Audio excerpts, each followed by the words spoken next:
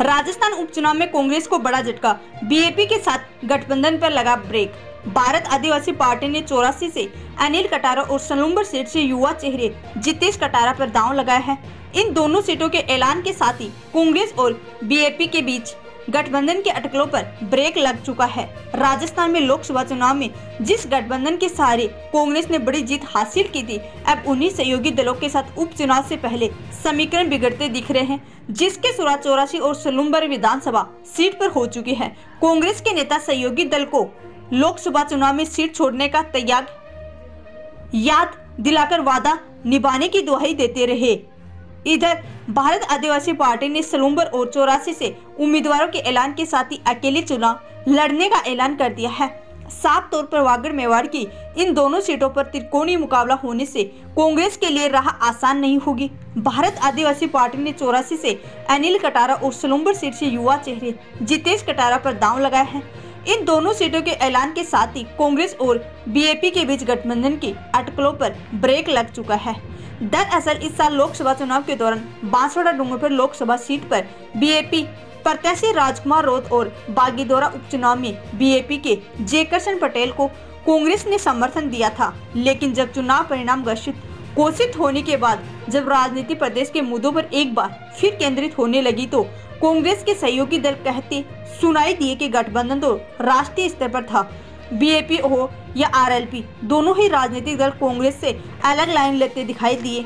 खास बात यह भी है कि कांग्रेस का प्रदेश नेतृत्व गठबंधन के बारे में हाईकमान के स्तर पर विचार होने की बात भी कह रहा था, लेकिन इससे बीएपी ने बिना देर किए फैसला लेते हुए कांग्रेस को जरूर परेशान करने की कोशिश की है।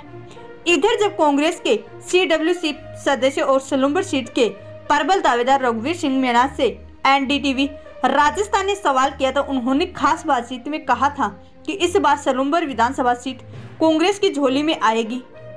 बीएपी के लिए कांग्रेस पहले ही बांसवाड़ा लोकसभा सीट और डूंगरपुर बागीदोरा सीट छोड़ चुकी है, अब उनकी बारी देने की है। अगर वह समझते हैं कि राजनीति में जुबान की वैल्यू होती है, तो निश्चित तौर पर सलूम्बर सीट को वे छोड़ देंगे। अगर पिछले साल के विधानसभा चुनाव और लोकसभा चुनाव को देखें तो इलाके में राजनीतिक हालात की पूरी तस्वीर साफ हो जाती है। 84 सीट पर कांग्रेस प्रत्याशी ताराचंद भगोरा की जमानत जब्त हो गई थी, जबकि बीएपी प्रत्याशी राजकुमार रोत को 53% से ज्यादा वोट मिले थे, जबकि बीजेपी प्रत्याशी सुनील कटारा को 21% से भी कम वोट मिले थे। जबकि सलूम्बर सीट पर कांग्रेस प्रत्याशी रघुवीर मीणा के वोट बैंक में बीएपी सेंधमारी की थी, जिसका काफी नुकसान पार्टी को उठाना पड़ा। बीजेपी प्रत्याशी अमृतलाल मीणा को 80,086 और रघुवीर मीणा को 65,395 वोट मिले थे। इस सीट पर हार का अंतर 15,000 के करीब था, जबकि जितेश कटारा ने बीएपी से ताल ठोकते हुए 51,000 से भी ज्यादा वोट हासिल किए थे। लोकसभा चुनाव में जनजातीय अंचल में कांग्रेस के दिग्गज आदिवासी नेता महेंद्रजीत मालवीय ने कांग्रेस छोड़ दी थी। इसके बाद बीजेपी ने बांसवाड़ा डूंगरपुर सीट पर जीत हासिल करने के इरादे से मालवीय पर दांव लगाया।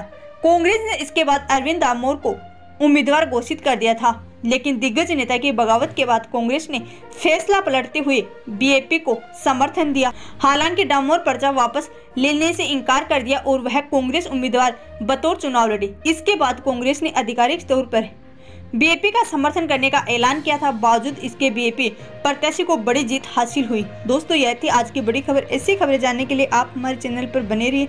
चैनल पर नए हो तो चैनल को सब्सक्राइब करें और वीडियो को ज़्यादा से ज़्यादा शेयर करें। धन्यवाद।